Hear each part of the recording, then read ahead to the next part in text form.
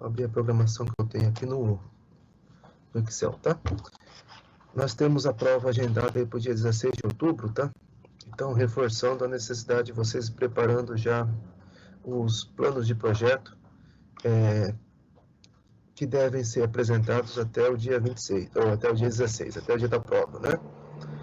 Então, na semana passada, nós começamos a trabalhar o assunto relativo aos documentos necessários aí para vocês me apresentarem. Então, começamos a falar do memorial descritivo. Hoje a gente vai finalizar o memorial descritivo, já começar o plano de arranjo geral, talvez terminar, vamos ver se tudo correr bem.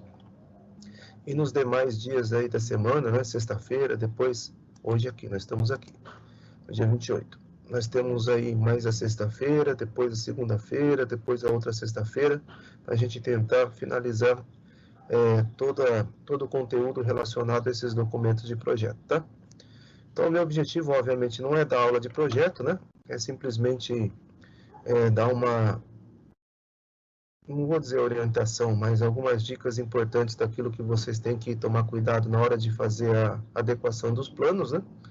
Principalmente aqueles que vão defender agora, tá? Então, essa é a ideia geral. Então, eu não tenho nenhum arquivo novo que eu adicionei na semana 8B, que diz respeito à aula de hoje. Basicamente, a gente vai trabalhar a própria norma, né? Como referência aí para a nossa aula, tá? Então, lembrando, né? A gente está usando como fonte principal, né, como referência básica, o anexo 3F da norma 02. Nesse anexo 3F, na aula passada a gente começou a trabalhar com memorial descritivo. E a principal dica que eu dou com relação ao memorial descritivo é não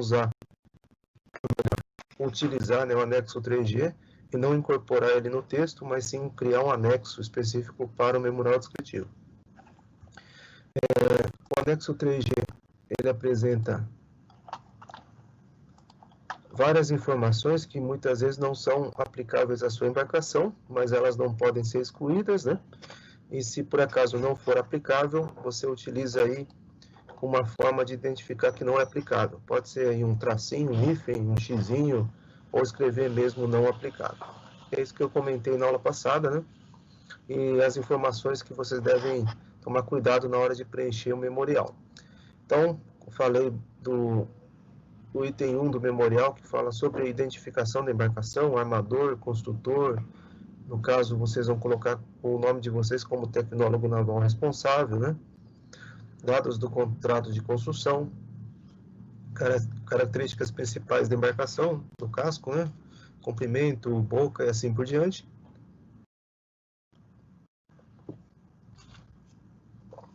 Falei que o contorno não é necessário apresentar informação, a não ser que a embarcação tenha menos do que 24 metros, mesmo que o cálculo do volume na arqueação não tenha utilizado o método expedito.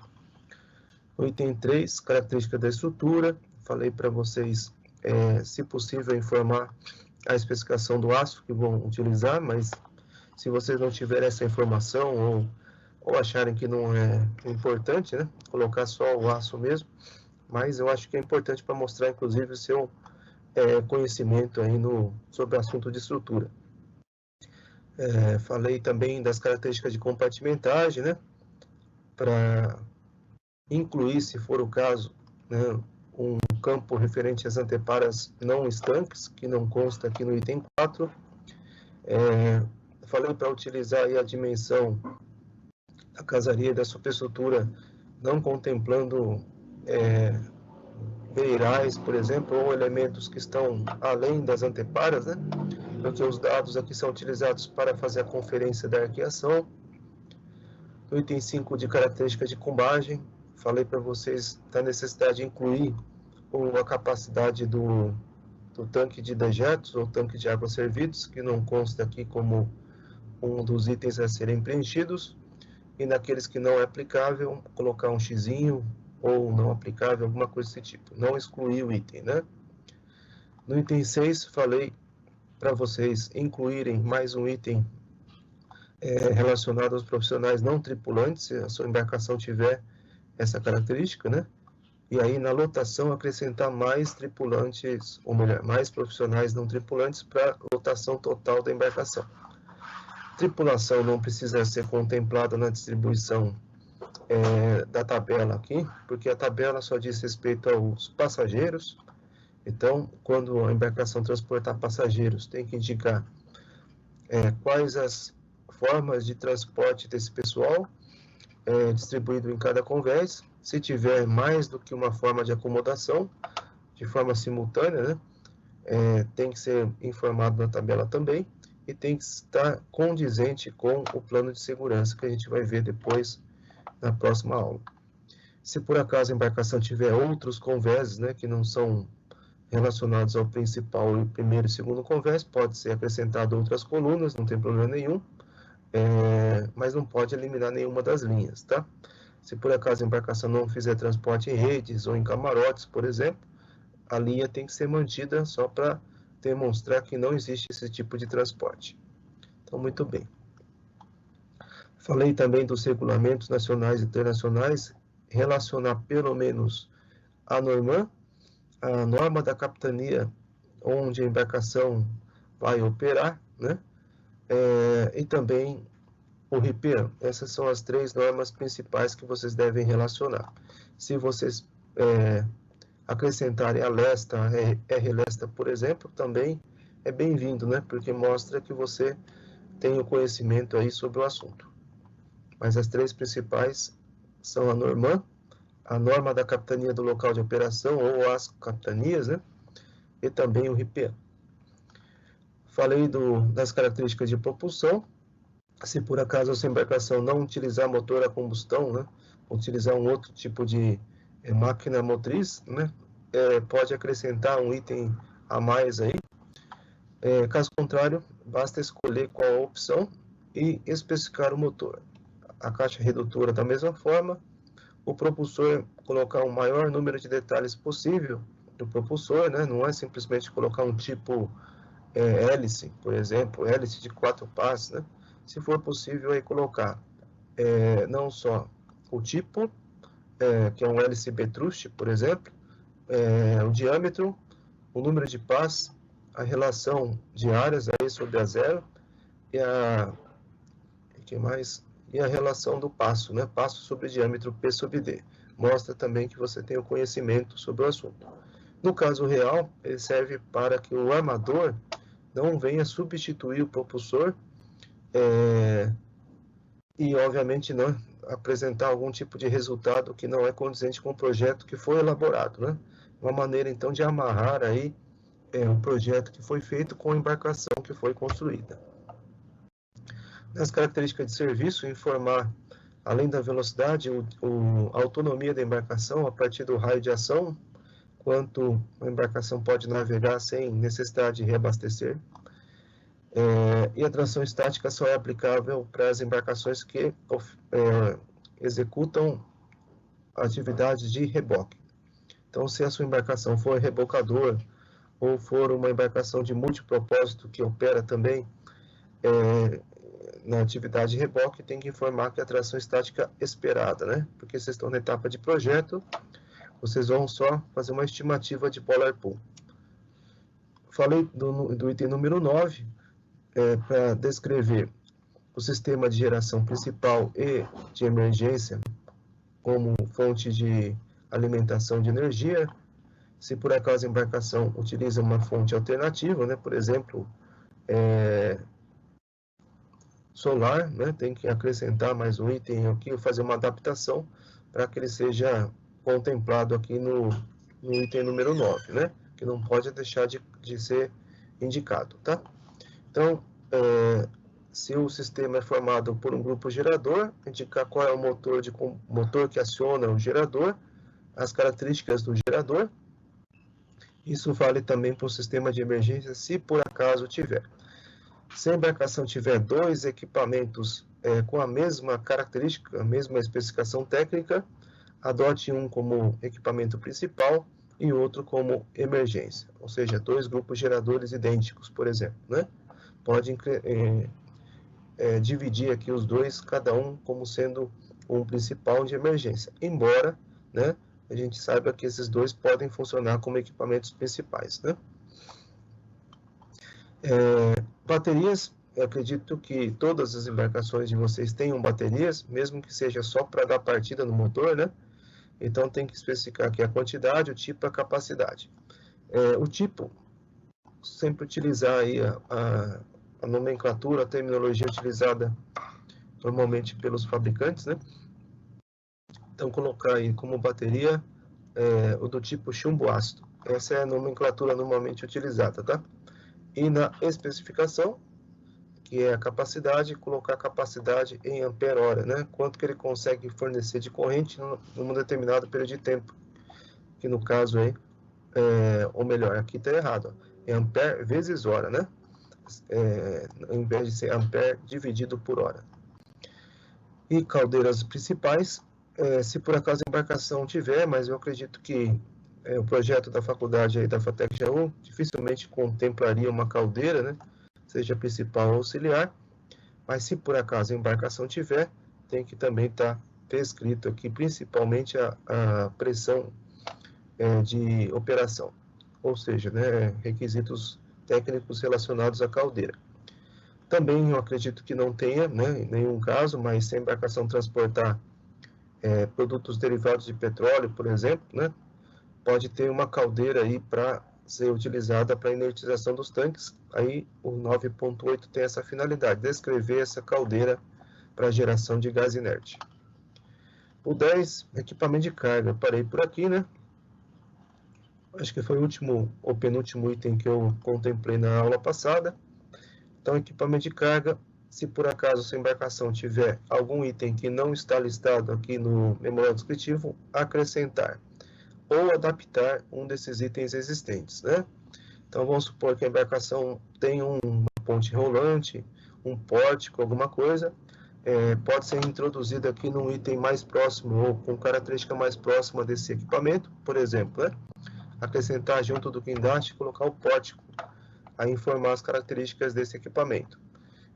Agora, se for um equipamento totalmente diferente, né, aí pode ser incluído aí um novo item, mas não eliminar os itens existentes. Lembrando de novo, né? Se a embarcação tiver bomba de carga, a especificação mais importante aqui é a vazão, né? Então, capacidade aqui, informar a vazão da bomba de carga.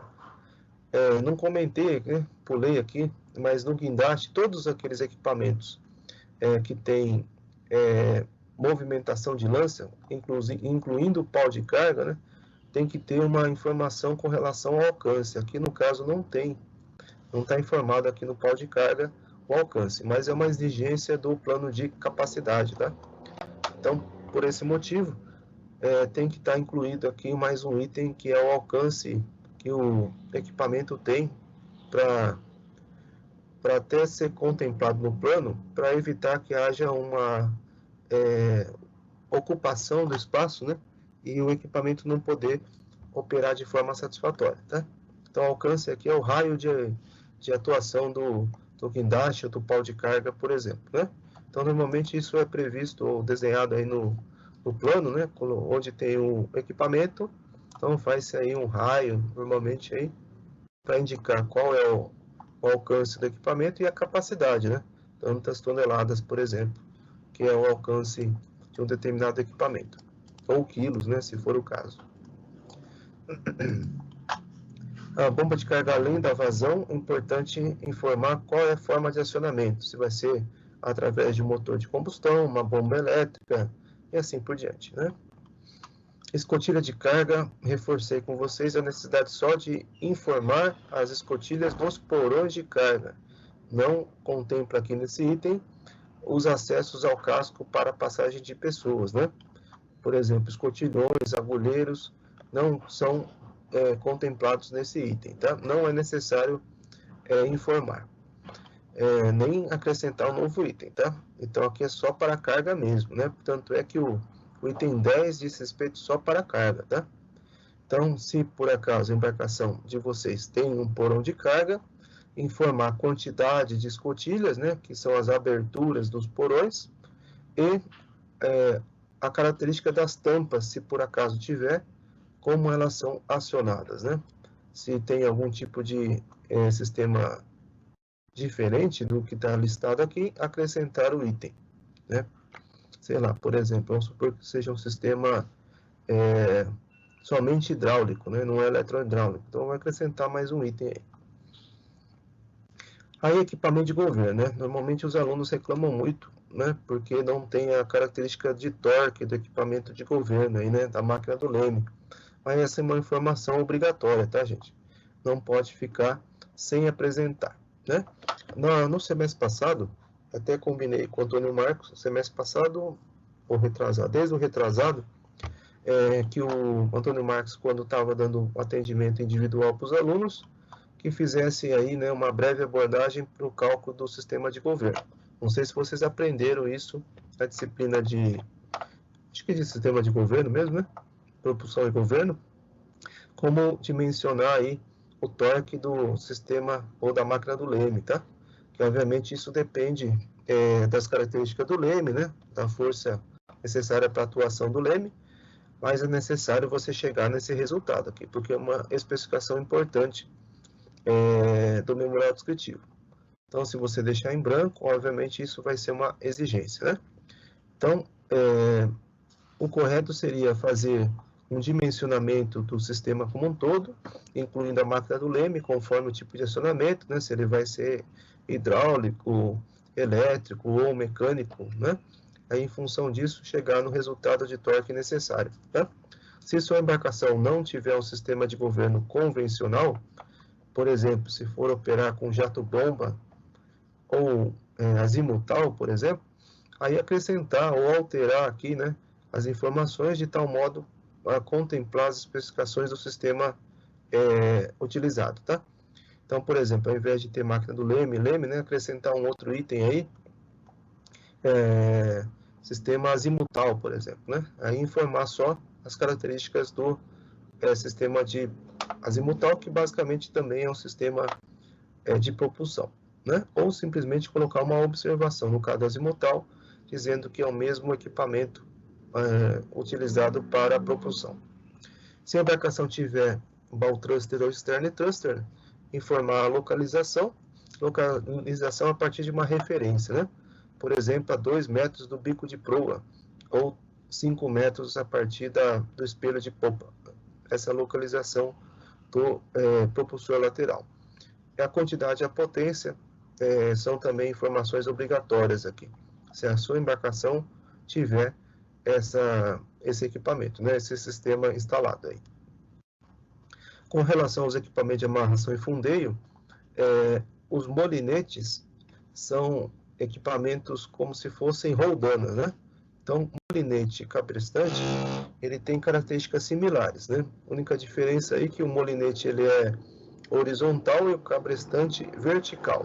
Então, ele é utilizado para fazer o enrolamento dos cabos, né? Ou o tesamento dos cabos, como queiram. Então, as embarcações podem ter molinetes ou cabrestantes para várias finalidades. Pode ser para fazer uma amarração de um comboio, por exemplo, entre o empurrador e as barcaças.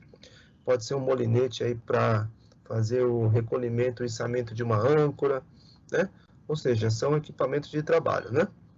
Então, se sua embarcação tiver, aí tem que informar a quantidade, a forma de acionamento e a capacidade. A forma de acionamento pode ser, inclusive, manual, né? Mecânico manual, por exemplo. Se tiver uma manivelinha para fazer o acionamento do molinete. E essa manivela também é movimentada pelo homem, né? E a capacidade é um item importante aqui. É a capacidade em função da operação do molinete, ou seja, quanto que ele consegue tracionar de uma forma segura. Então, a capacidade é aqui em força, né? Força de tracionamento, tá? Então, tantas toneladas, por exemplo, de capacidade. Tanto para o molinete, tanto para o cabrestante e também para o guincho, se for o caso, né? O guincho, normalmente as embarcações fluviais não têm esse item, guincho de atracação. As embarcações marítimas todas têm, né? Porque o tamanho do cabo, tamanho no sentido de dimensão, ele inviabiliza ser operado manualmente. Precisa de um guincho aí para fazer o tesamento do cabo, né? Agora, vocês podem encontrar nas embarcações, não sei se é o caso de vocês, um guincho para a âncora, né? Então, tem que ter um bom senso aí. A âncora que tem a partir de uma certa massa, ela tem que ser operada através de um sistema mecânico ou alguma coisa desse tipo. Não dá para ser operado manualmente, né? Porque não é simplesmente o peso da âncora. E também tem a questão que ele vai ficar unhado no fundo, né? Então, para você poder recolher uma âncora, muitas vezes você precisa de um auxílio, de um equipamento aí para poder içar. Mas, se a âncora tiver um peso pequeno, ela pode ser operada manualmente. Tem muitas embarcações aí que a âncora é operada manualmente, mas isso também implica no número de tripulantes a bordo, né? Então, possivelmente, né, para recolher uma âncora, uma pessoa só, um marinheiro só não é suficiente. Às vezes precisa de mais do que um. Então, isso implica no número de tripulantes que a embarcação vai ter que prover, né? Então, tem dois campos aqui, a avante e a ré, para indicar a localização da âncora ou das âncoras.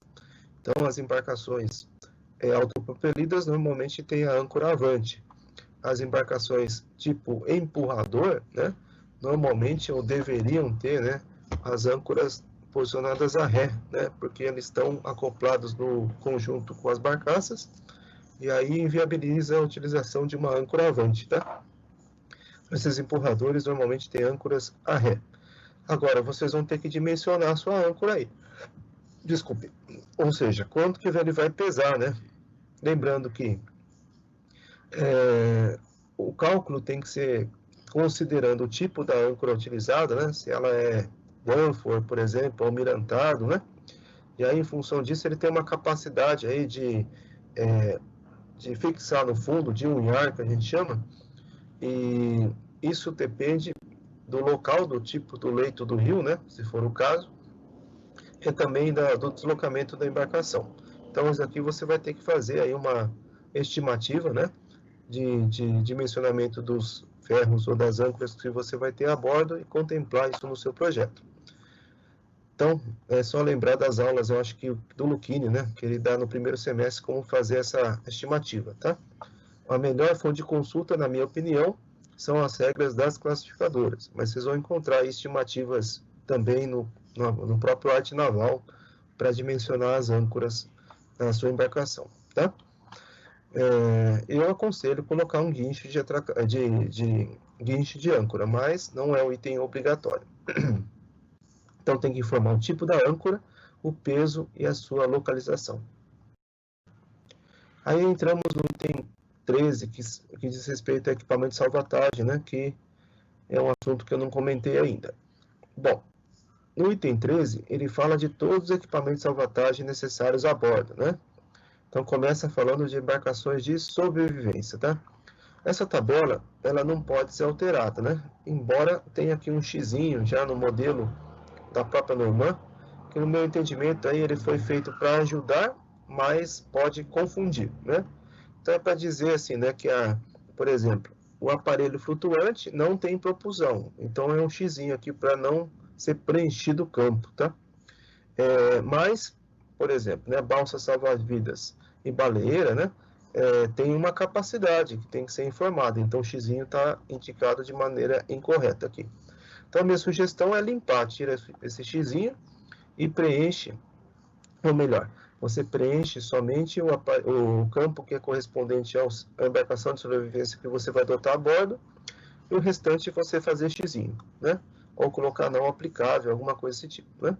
Ou seja, excluir os outros equipamentos. Então, lembrando, né? Baleeira são aquelas embarcações de sobrevivência que são utilizadas em navios, né?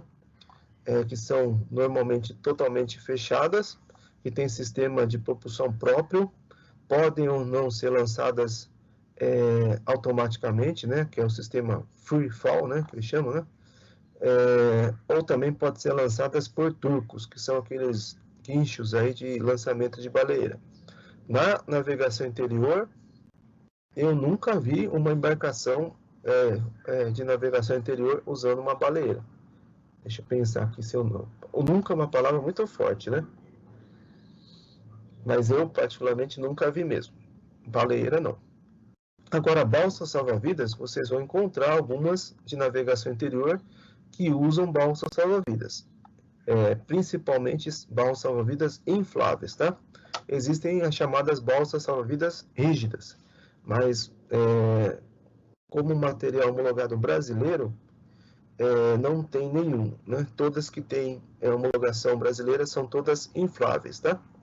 Então, nós temos balsas para áreas de navegação distintas, temos balsa classe 1, 2 e 3, tá? E todas elas homologadas brasileiras são infláveis. Então, vocês vão ter, se por acaso a sua embarcação escolher usar uma balsa salva-vidas, informar as características, né? A quantidade, o tipo, a classe, a capacidade, o material, né, que basicamente o material você vai encontrar aí pela homologação do produto, tá? E se tem propulsão ou não e qual é o tipo de propulsão, né?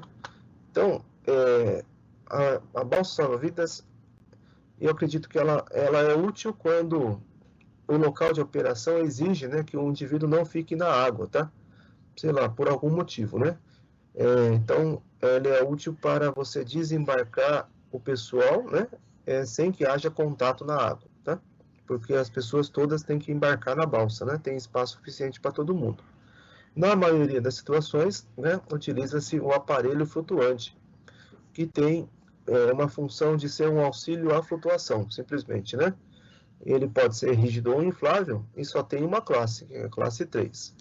Agora, as demais informações têm que ser preenchidas. O importante é que, independente se vai ser uma balsa ou um aparelho flutuante, que ele seja num padrão existente, ou seja, que não seja um equipamento inventado, tá? Porque eu já peguei aí situações do projeto onde o indivíduo colocou um aparelho flutuante que não existe, tá? Então tem que tomar esse cuidado, né? Porque, lembrando de novo, o projeto é uma orientação não só para fazer o processo de certificação, mas principalmente para orientar o armador e a tripulação dos equipamentos necessários, né? Então, se é informado uma característica de equipamento que não existe, como que você vai estimar se o espaço disponível, por exemplo, é suficiente para acomodar todos os equipamentos, né? Então, a minha sugestão é que vocês consultem aí o site da DPC, tá? Deixa eu tentar acessar aqui a DPC, peraí.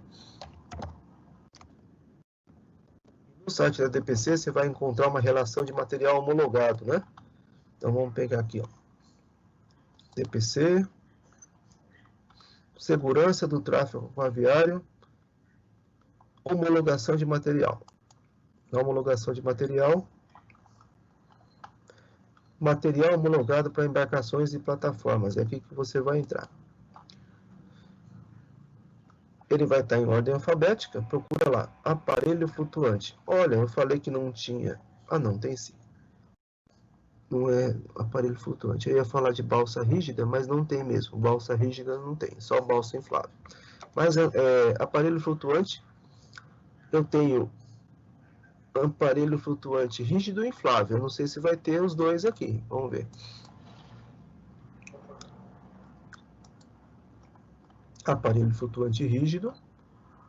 Vamos ver se tem aparelho flutuante inflável também. Tem também. Então, aparelho flutuante rígido, os existentes no mercado são para capacidade de 12 ou 20 pessoas, tá?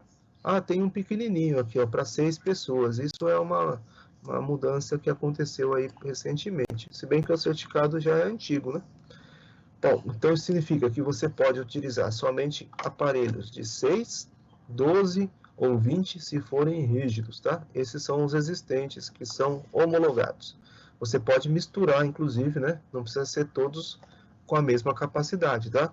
Pode ter, por exemplo, um de 20, mais um de 12 e um de 6 para completar o 100% do número de passageiros, né? Que a embarcação tem a bordo, tá? O aparelho flutuante inflável só temos um tipo, que é de 50 pessoas de capacidade, tá? Então, ele é muito útil, principalmente para as embarcações que transportam um grande número de pessoas, aí eu tenho só um equipamento para atender toda a lotação, por exemplo, tá? Então, isso é um item importante, compatibilizar ou utilizar realmente um equipamento disponível no mercado, ok? Boia salva-vidas tem que indicar aqui simplesmente a quantidade conforme o tipo da boia, né? Então, tipo simples é uma boia comum, sem nenhum tipo de acessório implementado nela, né? Com retinida é uma boia simples com cabo. Para navegação interior, todas as boias têm que ter retinida instalada, tá? Na navegação de mar aberto, não são todas que precisam ter retinida, né? Agora, tem algumas embarcações que mesmo de navegação interior, o projetista indica a necessidade de ter um dispositivo de autoativação. O que é o dispositivo de autoativação? É um dispositivo de iluminação automático, conhecido aí no meio como flash homes, ou é um dispositivo que é uma lanterna acoplada, como se fosse uma lanterna, né? Acoplada à boia, que quando entra em contato com a água, ela acende sozinha, tá? É para facilitar a localização da boia no período da noite, por exemplo, tá? Tem algumas boias que, além de ter o dispositivo de autoativação, que é o dispositivo de iluminação automático, tem também o dispositivo de autoativação de fumaça, que é o sinal fumígeno, né? Então, ele trabalha tanto com luz quanto com fumaça. Na navegação interior, né, muitos projetistas indicam algumas boias com um dispositivo de autoativação, de iluminação, mas isso não é obrigatório, isso é facultativo, tá? Normalmente eles colocam quando a região é muito inóspita, né? Onde, por exemplo, um indivíduo pode ficar várias horas aí na água, né? Em local que não tem, às vezes, uma facilidade de identificar o indivíduo na água, como é a região amazônica, tá? Já peguei vários empurradores lá, embora não seja obrigatório, o projetista colocou a necessidade de ter um flash homes aí instalado. Agora, a retinida é obrigatória. Se você quer colocar só o padrão, é só colocar a quantidade de boias com retinida e a classe correspondente. O mínimo tem que ser classe 3. Se você entender como necessário, pode ser um classe 2, por exemplo, né? A principal diferença é a existência da fita retrorefletiva, né? Que no meu ponto de vista eu acho que é fundamental para algumas situações, mas o mínimo é um de classe 3, tá? Coletes, indicar aí a quantidade, né, de coletes que a embarcação tem que prover. Embora tenha um campo aqui de colete médio, o colete médio não é um colete obrigatório. Ele pode ser usado como um colete adicional. Como também nós temos coletes tamanho extra grande, tamanho extra pequeno, GG e PP, né? Os fabricantes têm esses produtos aí. Mas aqui você só vai colocar médio como item a mais, né? Lembrando que o colete tem que atender 100% da quantidade de pessoas transportadas, ou seja, a lotação, né? Onde o tamanho pequeno ele é só aplicável para as embarcações que transportam pessoas, né? Sejam para turismo ou seja para transporte mesmo. E a dotação mínima obrigatória é de 10% do número de passageiros transportados, tá? Então, ou seja, né, não contempla aqui na porcentagem o número de extra-haul ou de tripulantes, somente o número de passageiros. Com relação à boia, eu não falei, mas ela é em função do comprimento da embarcação, não é em função do número de pessoas, né? E se a embarcação tiver mais algum tipo de dispositivo, é importante informar. Tem algumas embarcações aí, principalmente apoio portuário, né? Que tem balsas salva-vidas com dispositivo de liberação automático. Aí é importante informar quando se tem esse dispositivo, para até orientar o armador aí da necessidade de manter esse dispositivo sempre instalado à porta, tá? Isso é um caso particular, né? Depois, falando do equipamento de combate a incêndio, a embarcação de vocês pode ter um sistema de combate a incêndio fixo. Esse sistema fixo é aquele que é acionado à distância e atinge somente um determinado compartimento, né? Normalmente ele é instalado na praça de máquinas ou em algum paiol específico, por exemplo, um paiol de tinta, né? Mas pode ser inclusive para atender um porão de carga. Se for algum compartimento diverso, tem que indicar qual é o compartimento. E se for algum sistema que não está contemplado aqui, por exemplo, né, não tem um sistema fixo de CO2, mas tem um sistema de FM200, que é um sistema que está sendo muito utilizado agora, que é um gás inerte, tá? Então tem que indicar aqui qual é o sistema específico, né? Tem um campo sobre instalação de um sistema de detecção, se por acaso a embarcação tiver. O sistema de detecção pode ser de fumaça ou pode ser de temperatura, ou os dois, né? Aí indicar quais os locais onde tem esse sistema instalado, tá? Hoje em dia, né, está sendo uma prática muito comum, principalmente aí nas embarcações da região norte, mais modernas, né, vamos dizer assim, a utilização de sistemas de detecção e combate a incêndio fixos, tá? Porque os projetos são de fora, né? Então, a instalação do sistema aí tem que ser contemplada não só no memorial descritivo, mas também no plano de segurança, tá? Extintores, indicar aqui no memorial apenas a quantidade, capacidade e localização, que tem que, obviamente, estar compatível com o plano de segurança, né?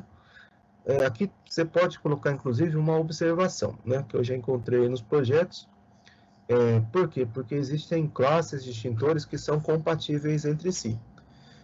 A partir do momento que o projetista acaba colocando um tipo específico, acaba forçando, né, a sempre utilizar aquele determinado tipo. Mas nem sempre o local tem disponibilidade daquele tipo. Dá o exemplo aqui da espuma mecânica, né? Espuma mecânica é um tipo meio no que não é todo lugar que você encontra, né? Diferente de extintor de água, pó ou CO2, tá? Então, por exemplo, o extintor do tipo B4, né? É um extintor que pode utilizar 9 litros de espuma, 25 kg de CO2 ou 12 kg de pó. Então, é um extintor que pode utilizar 3 tipos de agente extintor, cada um com uma capacidade diferente. Mas se o projetista coloca simplesmente a necessidade de um de espuma, tanto aqui quanto no plano de segurança, é uma obrigatoriedade sempre utilizar o extintor de espuma, né? Então, eu aconselho, se for o caso, né, se vocês optarem por dar essa alternativa de ele usar uma classe, qualquer um deles, coloca uma observação aqui, né? Que o extintor de espuma, por exemplo, pode ser substituído por tal e tal. Extintor de CO2 de tal tipo pode ser substituído por tal e tal. Ou indicar lá, né? A classe e informar que dentro dessa classe pode ser utilizado qualquer um correspondente, tá? Para dar autonomia aí ao armador utilizar o que é mais fácil de ele utilizar num determinado momento, tá? As bombas podem ter outras bombas a bordo, né? Além da bomba de incêndio, de emergência, de serviços gerais, pode ter uma bomba de transferência de óleo, pode ter de óleo combustível, que é muito comum às vezes nas embarcações, tem um tanque de serviço, e depois tem um tanque de armazenamento. Serviço é de uso diário, que eu quero dizer, né?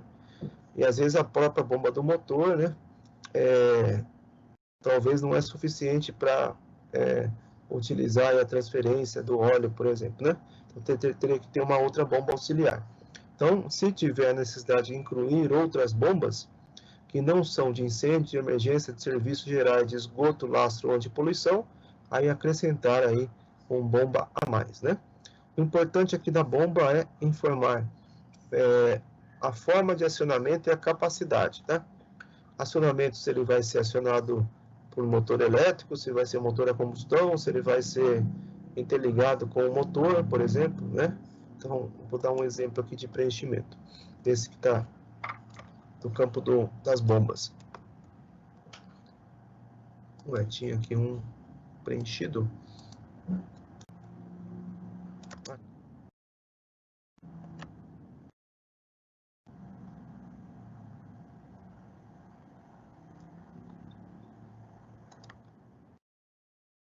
Bomba, né, nesse caso aqui, nesse preenchido, a embarcação tem uma bomba de emergência, é uma motobomba portátil.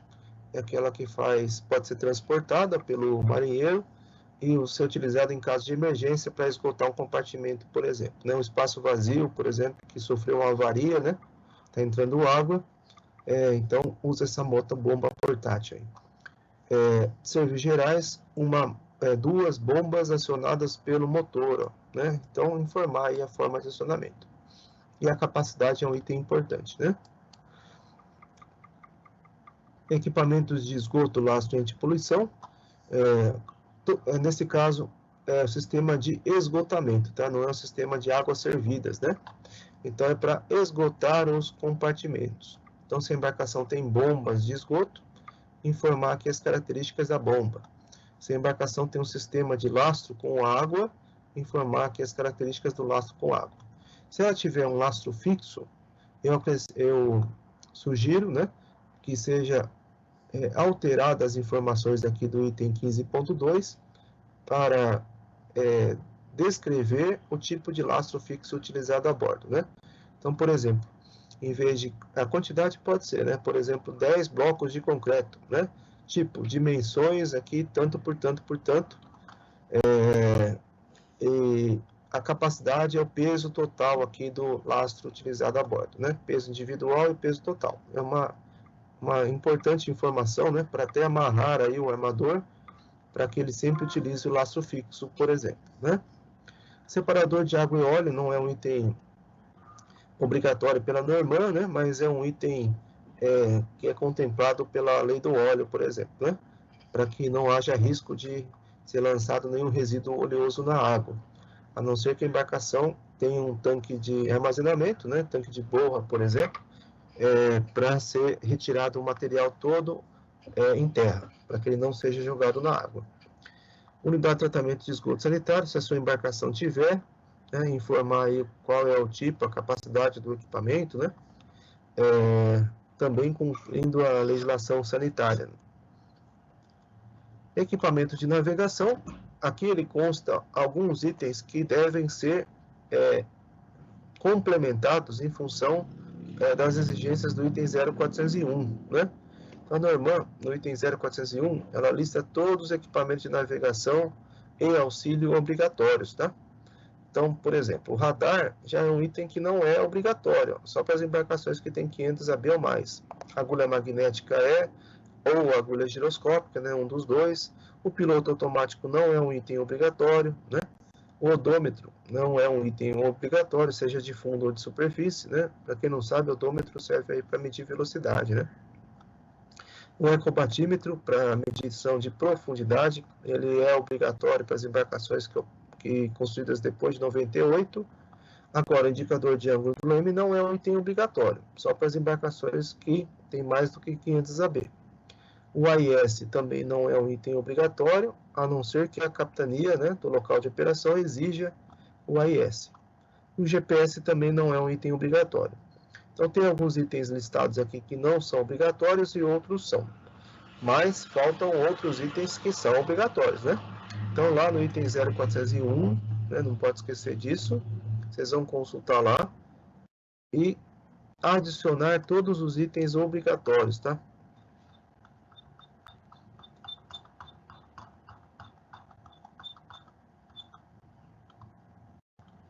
Então, por exemplo, tem que colocar lanterna portátil com pilha recarregável ou pilha sobressalente? Tem, né? Tem que colocar a obrigatoriedade do apito? Sim. Do binóculo? Sim. Do plumo de mão? Ou seja, tudo aquilo que é aplicável para a sua embarcação tem que constar lá também. Por quê, né? Porque aqui é onde vão ser informadas todos os equipamentos de navegação que a embarcação deve prover. Aí você pode me perguntar, né? Mas uma lanterna é um equipamento de navegação? Na verdade, não, né? Mas ele está listado aqui no capítulo 4 como equipamento de navegação, então ele tem que ser contemplado nesse item também, tá? Até para que haja harmonia entre o memorado descritivo e o plano de segurança. O plano de segurança tem que contemplar esses itens, né? Muitos engenheiros não gostam muito aí, né? Acham que não devem colocar todos os itens porque entendem que aqui é só equipamento de navegação mesmo, né? Mas esse o que eu estou falando é o entendimento da DPC, tá? Então, se é um entendimento da DPC, a gente tem que cumprir, né? Porque se você trabalhar no certificadora, por exemplo, você pode estar sujeito a uma auditoria e gerar uma não conformidade em função da auditoria, tá? Então, é necessário contemplar todos os itens do 401. Isso vale para navegação marítima como fluvial ou de navegação interior. O 17, equipamento de radiocomunicação. Se a embarcação ela tem propulsão, ela vai ter um rádio, né? E tem que ter um rádio aí, VHF na navegação interior, né? Aí no mar aberto depende da área de operação. E aqui tem que contemplar, não é só indicar a existência de um rádio VHF, por exemplo, mas tem que informar que o tipo, a potência de saída do equipamento, tá? Essa potência de saída está informado no requisito do capítulo 4. Então, o capítulo 4 vai indicar lá que o equipamento de radiocomunicação tem que ser VHF, uma potência de pelo menos 25 watts. Essa é a potência necessária do equipamento, né? E operar numa frequência de 156.8 MHz, que é a frequência chamada canal 16. Então, você tem que informar no seu memorial descritivo pelo menos a potência de saída, aí, ó, 25 watts, né? E o tipo de transmissão VHF, né? Se a sua embarcação ela vai ter um equipamento de emergência, uma duplicidade, por exemplo, colocar aqui a informação do equipamento auxiliar, que pode ser inclusive um equipamento portátil, né? Que não é um equipamento orgânico fixo a bordo, né? E por fim aqui o campo 18, ele é muito importante e é explorado pelos armadores, ou melhor, pelos projetistas, para obrigar os armadores a cumprir um requisito operacional. Então, por exemplo, o que você pode colocar aqui no item 18? Ó? Então, o item 18, nesse caso, foi dada a seguinte informação, por um exemplo aqui. A embarcação não pode operar em condições superiores às estipuladas nesse documento e nos estudos. A embarcação não está apta a transportar qualquer tipo de carga nos porões. As luzes de navegação são alimentadas por baterias. A embarcação, quando operando na condição de passageiros, não deve operar em serviço de empurra, porque essa embarcação aqui ela é dupla classificação, empurrador e passageiros, tá? Mas não as duas ao mesmo tempo, né? Então, qualquer restrição operacional tem que ser informada aqui no item 18 do memorial descritivo, tá? É para orientar o armador e a tripulação quando tem alguma restrição que é importante relacionada à segurança e até, se for o caso, para questões de desempenho também, né? Então, assim, eu citei tudo aquilo que é necessário para vocês tomarem cuidado na hora de fazer o memorial descritivo, que vocês só vão apresentar, volto a frisar, até o dia da prova, né? Agora, continuando, depois do memorial descritivo, a gente vai trabalhar o quê? Vamos trabalhar o plano de segurança, né? Então, voltando aqui um pouquinho, no anexo 3F, é o que fala do plano de segurança também, né?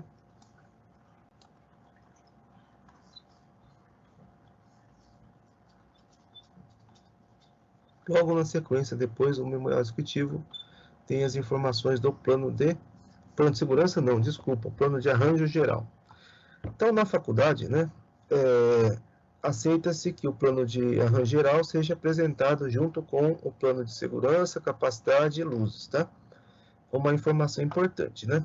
No mundo real, né, não na faculdade, não tem nenhuma menção que o plano de arranjo geral pode ser apresentado com os demais planos, tá?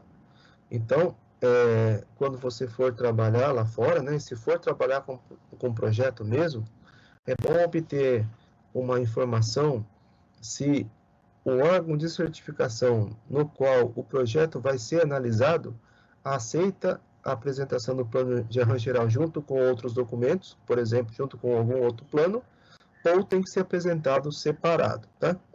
Isso depende, então, do órgão de certificação aceitar, né, dar uma autorização informal, né, para aceitar esse documento, tá? Mas, se por acaso você não sabe, é importante você apresentar um plano de arranjo geral separado, tá? Porque corre o risco de você chegar lá e ter uma exigência só por causa disso, né? Então, é bom verificar se realmente pode ser apresentado separado. Na faculdade pode apresentar junto, mas vale fazer essa menção porque algumas situações aí pode levar a uma restituição do projeto só por causa disso, tá?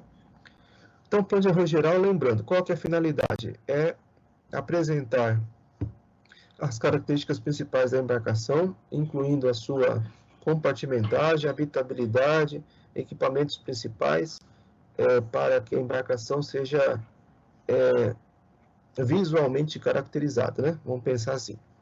Mas o plano de arranjo geral ele não pode ser apresentado de qualquer forma, né?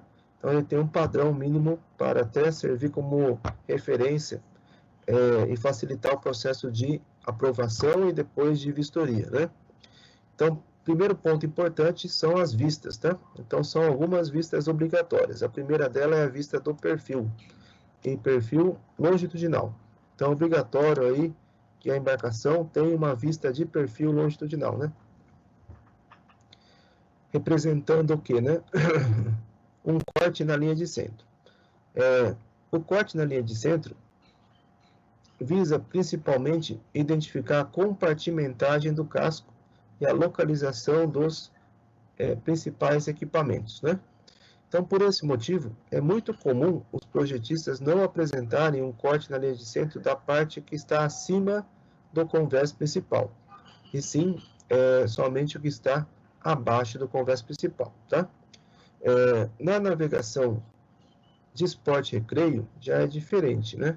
É muito comum apresentar um corte completo da embarcação até para que seja possível visualizar os compartimentos de acomodação de pessoas, tá?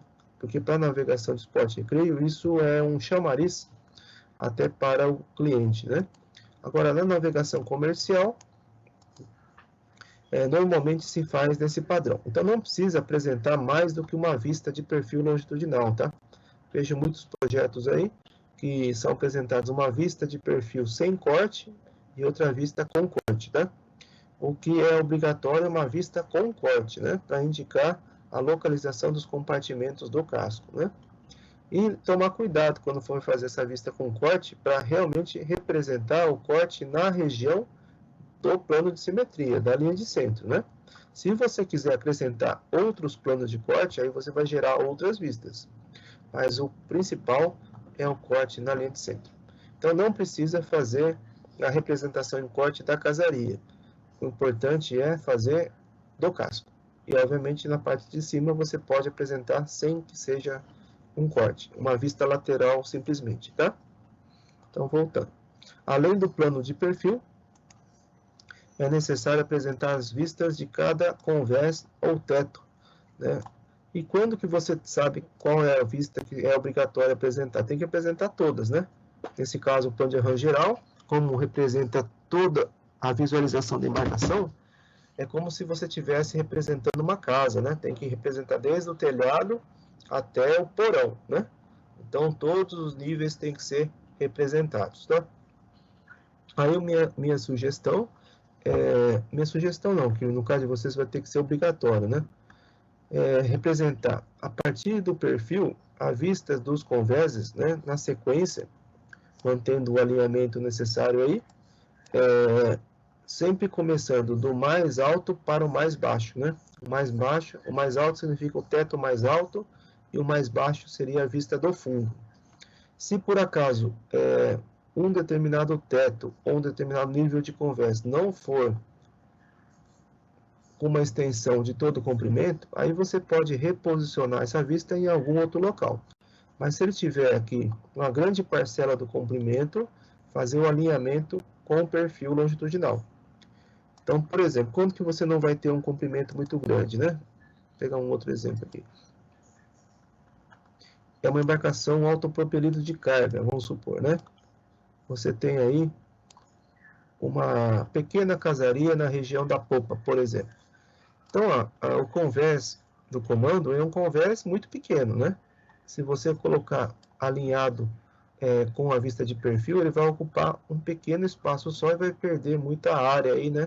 Até para otimização da folha de papel. Então, nesse caso, aí sim, você pode utilizar os espaços disponíveis da sua folha para poder contemplar somente a vista, no caso aqui do convés do passadiço, do convés ou do tijupá, em uma posição onde tenha disponibilidade de espaço. Nesse caso, o projetista colocou acima das tabelas aqui, né? Não sei se é a melhor posição, não. Mas eu acho que sim, porque não tem muito espaço nesse desenho aí, né?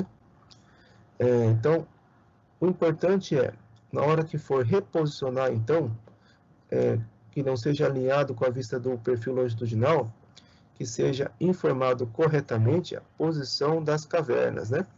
Então, esse é o ponto fundamental para ajudar a localizar um determinado item que esteja numa posição, num compartimento, por exemplo, e fazer essa comparação com a vista do perfil, né? Então, a indicação da caverna é importante mesmo que não seja uma vista do fundo, tá? A indicação das cavernas tem que ser em todas as vistas que tem variação ao longo do comprimento. Então, vista de perfil e vista dos convés. Tem que ter a indicação das cavernas. Muito bem. Essa prescrição de uma ordem, né, sequencial do topo para o fundo é uma exigência do plano de segurança. Mas como vocês vão fazer um plano só, já adotem essa prescrição para o seu plano, né? Bom, além da vista do perfil e a vista dos convéses, é obrigatório apresentar a vista frontal ou vista de Vante, né? Requisito Norman, tá? Então, requisito Norman. Então, é necessário apresentar aqui a vista de perfil longitudinal, a vista de todos os convéses e também a vista frontal. Essas são as vistas obrigatórias, ok? Agora, não fala nada de vista de popa, né? Ou vista de ré. Então, não é um item obrigatório, tá? Entretanto, para a FATEC Jaú, é um item obrigatório. Então, vocês vão ter que apresentar a vista de ré também. Por quê? Porque é uma exigência no padrão que foi adotado aí para os projetos da FATEC Jaú. Na prática, volto a frisar, não é obrigatório uma vista de popa, né? Somente uma vista de proa, né? Então, por esse motivo, a maioria dos projetos que você vai ver por aí não vai ter a vista de popa. Ah, mas por quê? Não é importante para fim de conferência, etc e tal? Sim, é importante, mas pense que para a vida prática, tudo que é tempo é dinheiro, né? Então você vai perder tempo para fazer aí a representação da popa, que não é um item obrigatório, então não está agregando valor nenhum ao projeto no sentido econômico, tá? Então, por isso, nos projetos reais, você não vai encontrar a vista de popa. Por quê? Porque não é obrigatório, certo? Então, além das vistas, nós temos prescrições com relação ao que cada vista deve representar, né? Então, tem algumas informações básicas que o projeto deve contemplar, que é a posição da meia nau, né? Que normalmente se faz a representação da seção mestra, mas não é a mesma coisa, né? A indicação do calado de projeto, né? A indicação da linha de base e também da linha de referência para os calados, que nem sempre é a mesma coisa, tá? Porque às vezes a embarcação ela tem um apêndice aí, ou tem um ponto que está mais abaixo do que a linha de base, e ela acaba sendo a referência para os calados, ao invés da linha de base, né? Então, o que eu quero dizer com isso, né? Porque o calado aqui indica qual que é a profundidade, né, da embarcação.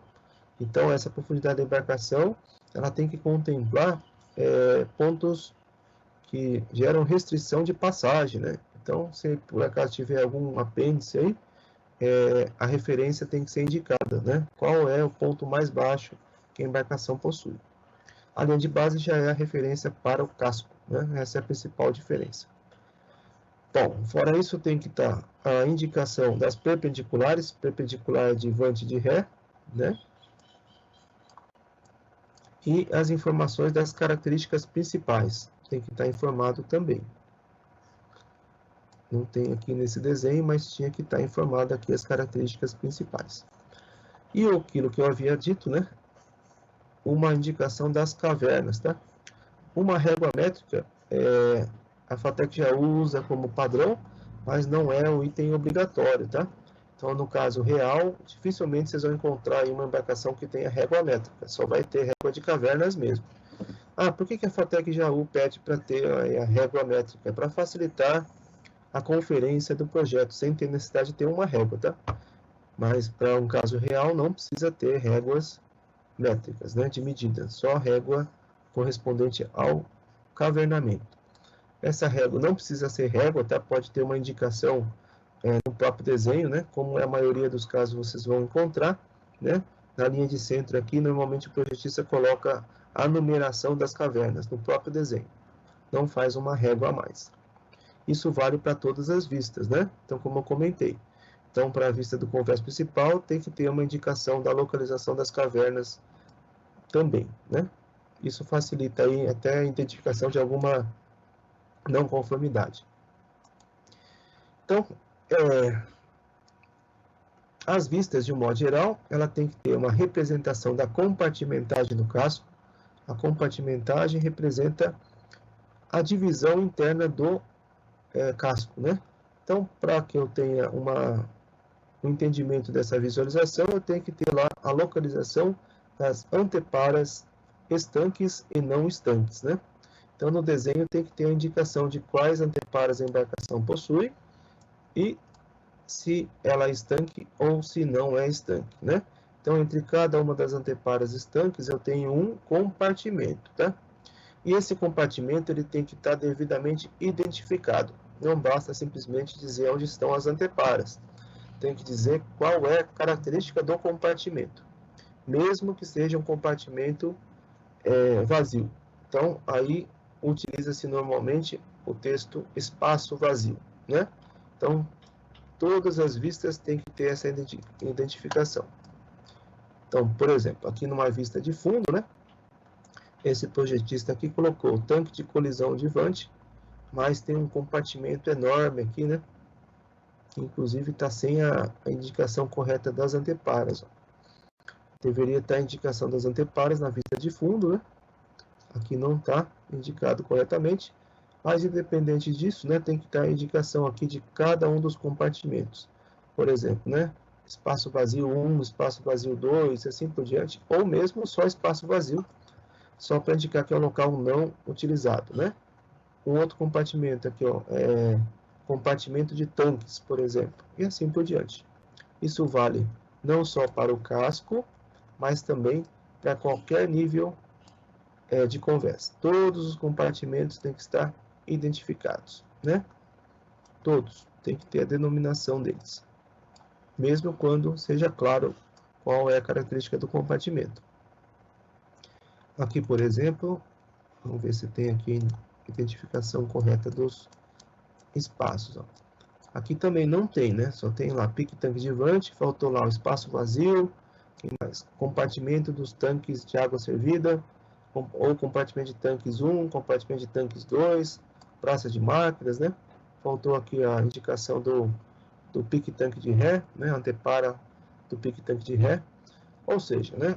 Tem que deixar bem claro qual é a compartimentagem do casco e com a denominação de cada compartimento ou tanque, como está dizendo aqui no próprio texto da Normand, tá? Então, todos os compartimentos têm que ter identificação, inclusive todos os tanques. Pode ser na forma de uma tabela também, né? Não precisa ser exatamente no desenho, tá? Quando se trata de uma embarcação de passageiros, só lembrando que existem prescrições quanto à localização e a quantidade de cada uma das anteparas transversais, né? Então, as embarcações de passageiro, por exemplo, nesse caso, né?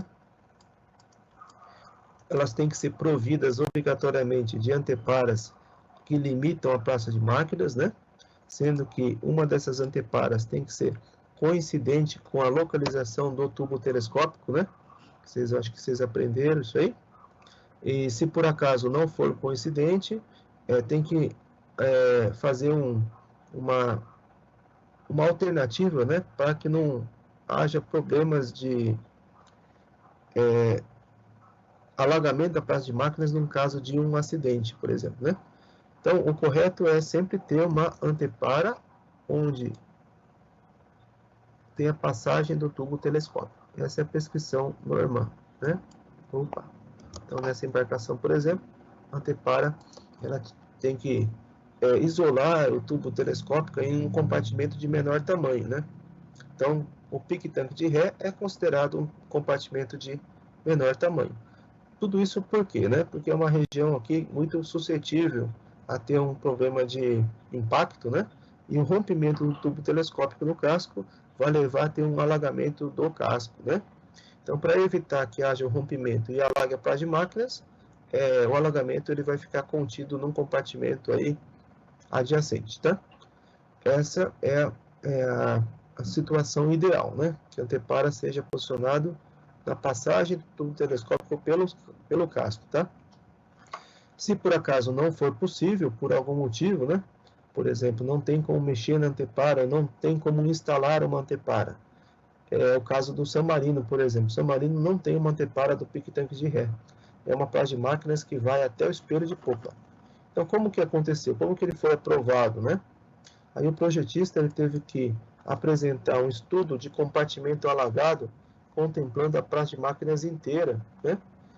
Comprovando que mesmo com a entrada de água, a embarcação não entra em uma situação de perigo iminente, né? Ou seja, ela não vai ficar derrabada, por exemplo, com a popa de tal maneira que vai levar ao naufrágio, né? É claro que vai danificar o motor, né? A embarcação pode ficar à deriva por causa disso, mas não leva ao naufrágio imediato. Então, a alternativa, quando não tem como colocar o anteparo, é apresentar um estudo de alagamento, né? Desculpa, esse estudo passa para a avaliação da DPC, que pode ou não autorizar a embarcação não ter antepara ou ter antepara em um local diferenciado, tá? Que não é a passagem do tubo telescópico, né? Uma alternativa que, no meu entendimento, é saudável, né, que pode ser aplicada, é fazer uma caixa de contenção, se por acaso não for possível reposicionar o antepara, né? Uma caixa de contenção atendendo à prescrição normal, ou seja, né, se tiver um rompimento do tubo telescópico no casco, a água que vai penetrar, ele vai ficar contida num espaço menor, né? Então, ele não vai comprometer efetivamente a praia de máquinas, ele vai ficar restrita a um espaço pequeno, né? Essa é a característica da caixa de contenção, que algumas embarcações adotam esse procedimento aí. Bom, tem que ter uma antepara avante da praia de máquinas e também uma antepara lá na proa, né? Que limita o pique-tanque de vante. Aí a localização dessa antepara aí é o que pode dar muito problema com relação ao formato do casco, né? Porque a localização da antepara do pique-tanque de vante, ele tem que ficar, no caso de uma embarcação autopropelida, né? Como esse caso, entre 4% e 8% da distância do cruzamento entre a linha d'água e o casco, num calado correspondente a 85% do pontal, né? Esse 4% e 8% é do comprimento de regra, né?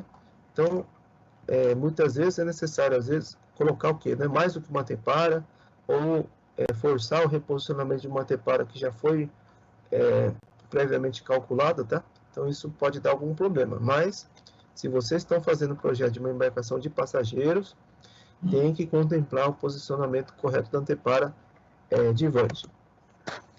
Isso eu vou verificar no projeto aí. E também, se a embarcação transportar carga e passageiros, né, tem uma divisão necessária. Carga nunca pode ficar no mesmo compartimento de passageiros, né? E se for acomodação de passageiros, tem uma divisão mínima de anteparas em função do comprimento da embarcação.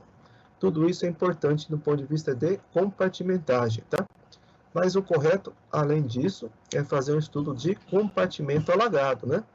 Para verificar o quê, né? Qual a necessidade aí de divisão do casco para, num caso de uma avaria, não haja risco de naufrágio, né? Então, qual é o tamanho máximo do compartimento? Aí teria que fazer um estudo de compartimento alagado, que não sei se vocês vão fazer aí no projeto ou não, né?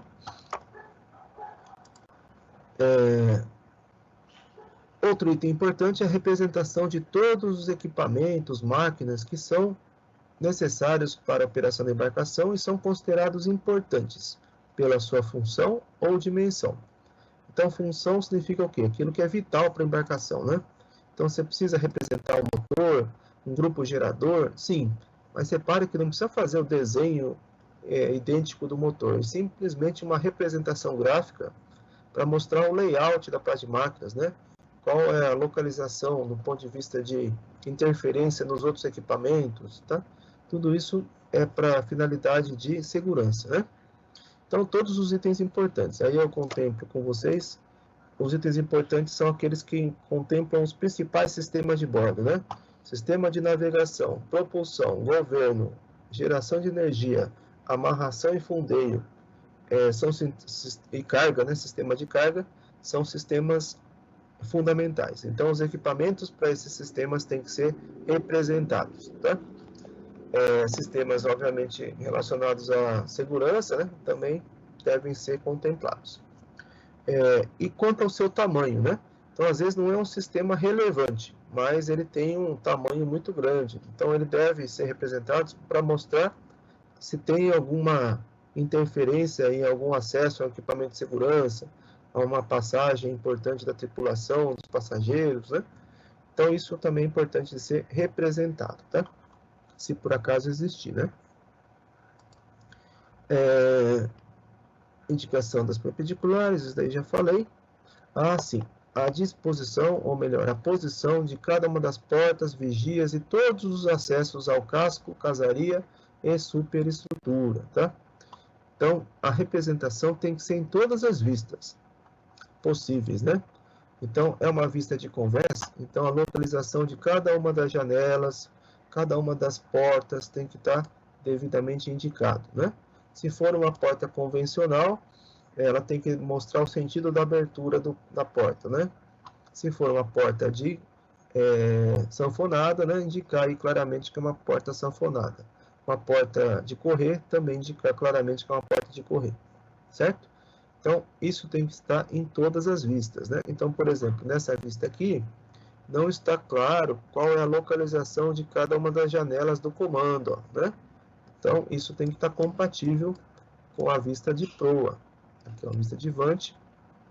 Então, nota-se que a janela não se estende por toda a extensão, né, do comando, e sim tem algumas partes que são obstruídas, né? Não tem janela, tá? Então, isso tem que estar muito visível aqui na vista correspondente. Por quê? Porque pode ter uma região de sombra aí, né? Que vai gerar algum tipo de necessidade a bordo, ou algum tipo de exigência adicional, se for o caso, tá? Então, as janelas, todos os acessos ao casco têm que estar identificados, né? Isso vale para acesso às pessoas, como é o caso dos escotilhões, quanto aos acessos aos equipamentos, né? Como é o caso das gaiutas, por exemplo. Se tiver uma escotilha de carga, obviamente também tem que estar indicado, né? Se for uma saída de emergência, lembrando que tem um padrão mínimo de tamanho, tá? Que é 600 por 600 aí no caso de uma saída de emergência horizontal, né? Ou 600 por 800 se for vertical. Então, acessos ao casco, acesso a todos os compartimentos da casaria, superestrutura, tem que estar tudo identificado, ou melhor, representado, inclusive nas vistas de perfil e proa e popa, se for o caso, né? Deixa eu ver se tem mais alguma coisa a falar aqui. No caso de habitabilidade, né? Cada nível de acomodação tem que ter a denominação do compartimento, como eu já disse. E nos camarotes, deixar claro quando é um camarote para passageiro ou tripulante. A Norman até indica a necessidade de camarotes para tripulantes indicarem qual tripulante que vai ocupar aquele camarote, tá? Mas, vou ser sincero com vocês, existe aí um entendimento, um bom senso, que não é obrigatório, né, dizer para cada tripulante, cada camarote, qual é o tripulante que vai ocupar, né? Mas como é uma exigência, uma prescrição Norman, pode ser que você encontre aí algum analista que exija essa informação, tá? Então, como que você vai colocar, né? Não precisa colocar que é um camarote para o comandante. Quando ele for individual, sim, né? Mas, por exemplo, nós temos tripulação de subalterno, que vai desde marinheiro auxiliar, fluvial, contramestre, mestre fluvial, né? Você poderia dividir aí, né? Um camarote para o tripulante e comandante. Chefe de máquinas, por exemplo, um outro camarote. Depois, para tripulação de convés, mais outro camarote. Depois, tripulação de máquinas, outro camarote. Né? Identificar dessa forma, no meu entendimento, já é suficiente, certo? Nos compartimentos sanitários deverão ser informados e ou representados o número de vasos, lavatórios e chuveiros. Uma coisa interessante aqui que fala e ou, né? Então, no caso real, pode ser que não tenha a representação dos aparelhos sanitários, tá? Mas uma prática da faculdade aí é que eles sejam representados, eu acho que é uma boa prática mesmo, até porque serve como momento de conferência para ver se está atendendo os requisitos de habitabilidade do 3M, tá? Então, no projeto de vocês, tem que cumprir na íntegra o anexo 3M. O anexo 3M é o que apresenta todos os requisitos de habitabilidade, né? Deixa eu abrir aqui em paralelo, só para fazer um breve comentário, né? Do anexo 3M.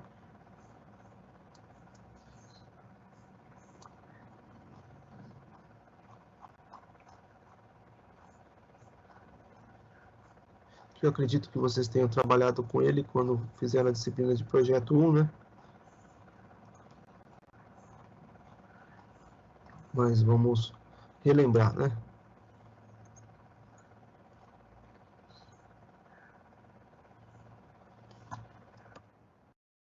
Bom, o anexo 3M vai apresentar aí, por exemplo, requisitos com relação ao pé direito, acesso aos corredores, né? Tamanho, a largura de corredor em função do tamanho, né?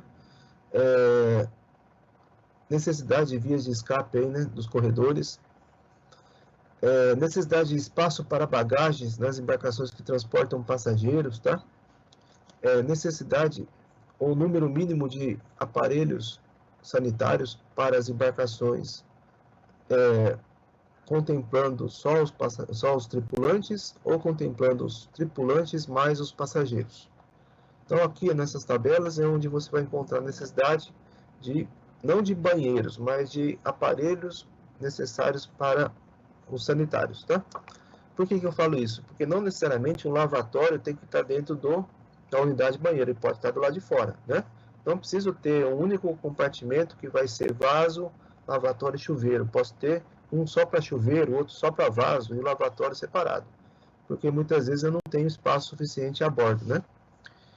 Outro ponto importante, né? Nas embarcações de passageiro, na hora de definir a quantidade de aparelhos por passageiro,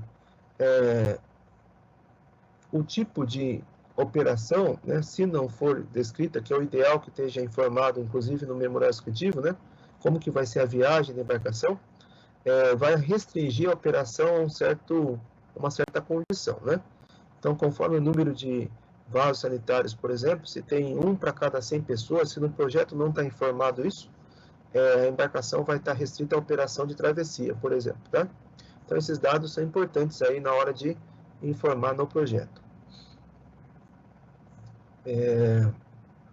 Aí, se a embarcação transportar passageiros, tem que estar muito claro o local, né, de operação, ou melhor, de acomodação dos passageiros, indicando lá se for espaços para redes, para cadeiras e para transporte de pessoas em camarote ou em pé. São as 4 formas aí de transporte possíveis, né?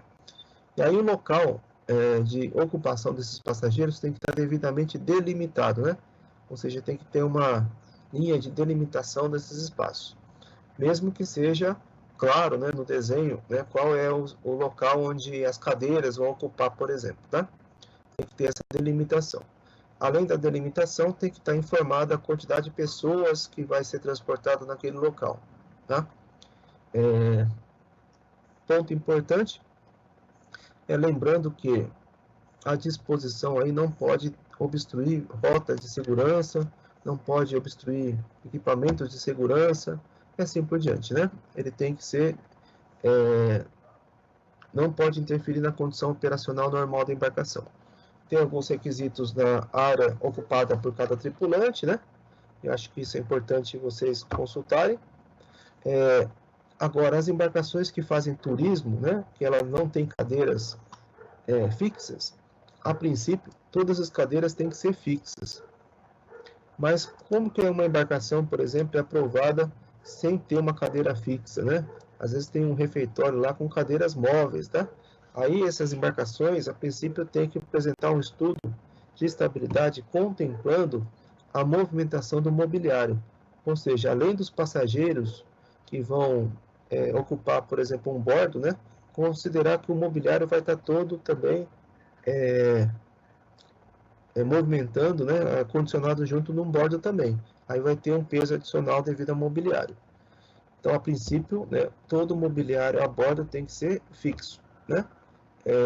E no caso, né, as cadeiras, por exemplo, elas têm que cumprir um espaçamento entre elas de acordo com o anexo 3M.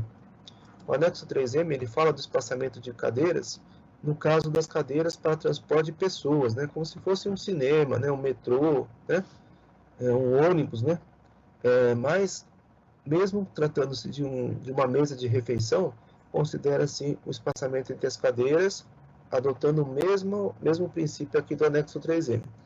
Por quê? Porque essas dimensões aqui são as necessárias para uma evacuação segura da embarcação em caso de necessidade, tá? Então, por isso que é necessário cumprir esse padrão do anexo 3M. Camarotes tem as informações aqui de tamanho de cama, disposição do mobiliário, né? Mobiliário não, disposição da área disponível, né? do local. Ok. Mesma coisa aí vale para o transporte de passageiros em pé. Aí tem a questão do banheiro. Então, o banheiro, você pode ter um banheiro que só tem o vaso. Aí, quando só tiver o vaso, tem que ter lá um mínimo de 15 centímetros em cada lateral do vaso e 30 centímetros avante do vaso. Se for uma embarcação que tem necessidade de chuveiro, tem que ter pelo menos uma área de box de 70 por 70 centímetros. Se esse chuveiro estiver dentro de um banheiro coletivo, o que é um banheiro coletivo com chuveiro? É aquele que tem vários chuveiros, né? Ou que tem um chuveiro e tem vaso sanitário, que tem vários, né? Que podem ser utilizados ao mesmo tempo. Então tem que ter uma chamada área seca avante do box, que é para prover a necessidade aí de um local para troca de roupa, tá? Dentro do interior do compartimento do chuveiro. Essa área aí é 30 centímetros a mais de comprimento, né? Para ter uma área de 30 por 70 para prover a troca de roupa, tá? Isso só vale para chuveiro coletivo. Se a sua embarcação tiver camarotes, né? Onde as unidades sanitárias elas são completas, tem um tamanho, uma dimensão mínima do banheiro, tá? E essa dimensão tem que ser cumprida, embora você possa ter arranjos diferenciados aí. Então, nesse caso, por exemplo, o chuveiro que antes poderia ter 70, agora não pode ter mais, tem que ter 80 no mínimo, né? Então, essa é uma prerrogativa aqui da unidade de banheiro quando ele for completa, né? Lembrando que tem a questão ainda da acessibilidade, que eu não vou falar hoje, vou falar na semana que vem, né? E tem, como última prescrição, é importante, ó, que se você tiver um banheiro coletivo, tem que manter essas distâncias entre cada unidade, né, do banheiro coletivo, para garantir uma passagem segura das pessoas, né? Então, por exemplo, entre cada unidade sanitária tem que ter 1 metro de distância. O que significa isso, né? Então, entre a porta de um vaso e a porta de um outro vaso que está à frente dele, tem que ter 1 metro de distância. A maioria das distâncias ou são de 1 metro ou de 1,20 m. Quando que é 1,20 m? É quando é de chuveiro para chuveiro e chuveiro para lavatório, né? Então, imagina que você tem uma porta de um chuveiro, na hora que você abre a porta de chuveiro, na frente tem um lavatório, que é uma pia, né? Por quê? Porque para ter um espaço da pessoa que está ocupando o lavatório, né? Lavatório em frente a lavatório, também 1,20 m de distância. Lavatório em frente à antepara, aí já é 80 centímetros. Quando tem uma antepara aí, significa que não tem nada na antepara, tá? Tem que estar livre. Então, uma antepara em frente a um lavatório, chuveiro ou unidade sanitária, 80 centímetros. Então, essas distâncias aqui são importantes na hora de fazer o arranjo de um banheiro coletivo, né? Então, muitas vezes não tem como atender essas distâncias, aí tem que diminuir a quantidade de aparelhos do sanitário para poder ter essa mínima distância necessária, né? Então, lembrando que isso, a gente está pensando numa embarcação de passageiros, que fora essas prescrições, né? O anexo 3M tem que cumprir prescrições de acessibilidade, né? Então, não é só isso que tem que atender a NBR 1540, que também fala sobre acessibilidade. Hoje a gente não vai conseguir falar sobre ela, semana que vem eu reforço, né, até fazendo um comparativo com o que está no anexo 3M. E termina o anexo 3M falando da necessidade de rampa de embarque e desembarque de passageiros. Então, as embarcações que transportam passageiros, a princípio, tem que ter essa rampa. Para permitir o acesso seguro, né, das pessoas a bordo, quando esse acesso é feito, acesso ao desembarque, né, é feito em um local que não é um terminal, né? Isso na navegação interior, principalmente na região amazônica, é muito comum, né? Ou seja, as pessoas embarcarem na margem do rio, né? Então, para possibilitar esse embarque seguro, tem que ter lá uma rampa, certo? Essa é a finalidade. Tem o padrão aqui dimensional da rampa, mas a princípio é a necessidade da rampa ter a bordo, né? Então tem que estar indicado, inclusive no plano de segurança, aonde que a rampa vai ficar estivada, tá? Deixa eu ver se eu esqueci mais alguma coisa. No anexo 3F aqui. Se for uma embarcação que transporta carga, né? A delimitação da área de carga no convés, é importante ter essa informação. E só, eu já contemplei todas as informações aqui da linha B, do item 3, do anexo 3F, né? É claro que eu não li item por item, eu falei assim de um aspecto geral, mas todas as prescrições que estão aqui, eu fiz o comentário, né? Então, é importante você não vou dizer perder, né? Você ter o cuidado aí de fazer um plano de arranjo geral contemplando todos os itens, porque ele é a base para os outros planos, né? Então, façam ele com cuidado aí, né? Representem tudo direitinho. Uma coisa que às vezes eu encontro, né? Na visualização dos convéses, por exemplo. Então, vamos supor que você quer representar, aqui, ó, nesse caso, a vista do convés superior, certo? Essa vista do convés superior, vamos supor que você não tem o convés que vai de bordo a bordo, ou de proa até popa. Ele vai ocupar somente uma região, uma plataforma, vamos dizer.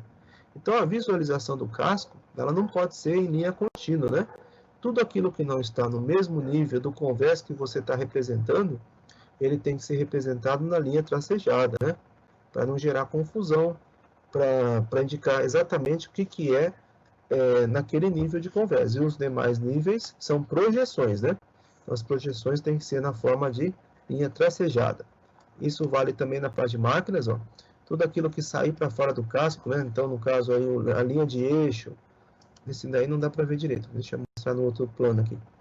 A linha de eixo, que não está representada aqui, dei azar, né? A linha de eixo, o hélice, né? O leme, que vai estar representado aqui para fora do casco, também tem que ser na linha tracejada. Só aquilo que está visível no mesmo plano, né? É que tem que ser na linha cheia, tá? As demais projeções tem que ser sempre com linha tracejada. Isso é importante para não gerar nenhuma confusão, ok? Então, com isso, eu acho que eu fiz uma abordagem geral do plano de arranjo geral. Na aula que vem, se eu esquecer, né, vocês me lembram de fazer os comentários dos requisitos de acessibilidade, e também eu vou já dar entrada em outro plano de projeto, né, que possivelmente vai ser o plano de segurança, ok? Então, acho que é isso aí, o recado para hoje, né? Então, finalizando aqui a gravação.